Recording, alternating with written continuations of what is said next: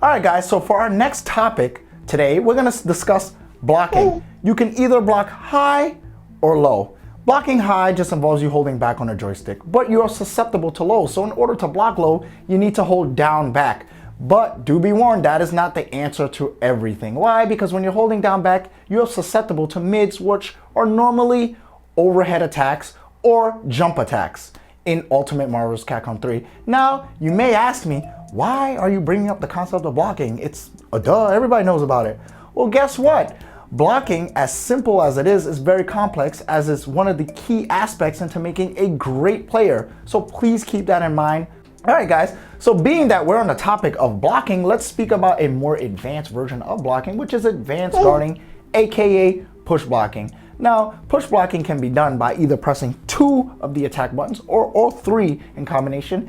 It's up to what your heart desires. But what this does is it creates space between you and your opponent in Ultimate Marvel vs. Capcom 3 when you're on the defense. Now, why is this in the game? Because of the speed of Ultimate Marvel vs. Capcom 3.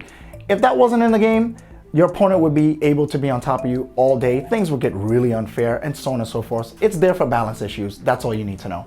But with that, I do want you to remember also that assist cannot be push blocked in Ultimate Marvel vs. Capcom 3 whatsoever. Keep that in mind. You can only push block the point character. So with that, I see a lot of players maybe pinned down by an assist and they're not timing their push blocks correctly based on the point character. And you know what happens when you're push blocking?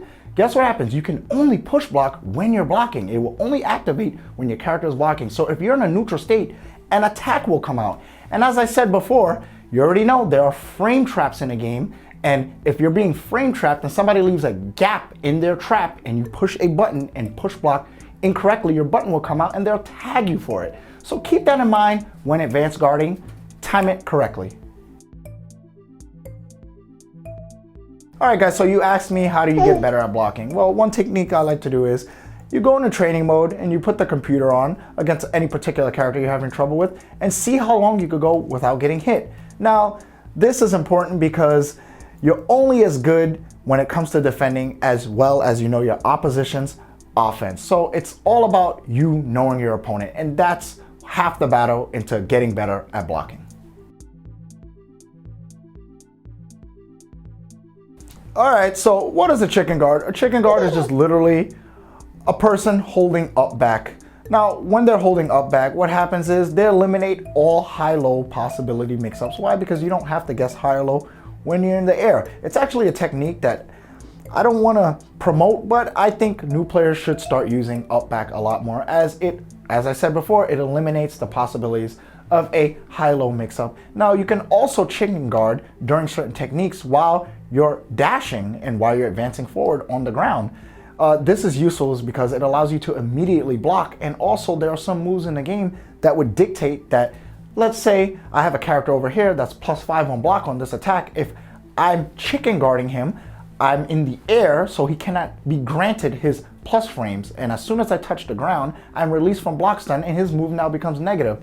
So just keep that in mind when chicken guarding and why you're chicken guarding. And you can also block immediately when chicken guarding after you're advancing towards your opponent. So if they throw a random super out on you or whatever, you can block. So keep that in mind. Chicken guard's very useful. Also very scrubby in my opinion, but who cares, right? All right, guys, let me explain to you what chip damage is. Chip damage is any move in Ultimate Marvel vs. Capcom 3 that causes damage on block while you're guarding, regardless of any given situation. Now, generally, the moves that do this are projectiles, but I don't want to get into that. Let me get into the concept of how chip damage can actually make you lose or be effective as a winning tool. If a character has 100k life left and your move does 50k on block of chip damage, all you have to do is hit him with that move twice. Whether he's blocking or not, he's in a death situation. So keep that in mind. Chip damage is very important to gameplay. Don't sleep on it.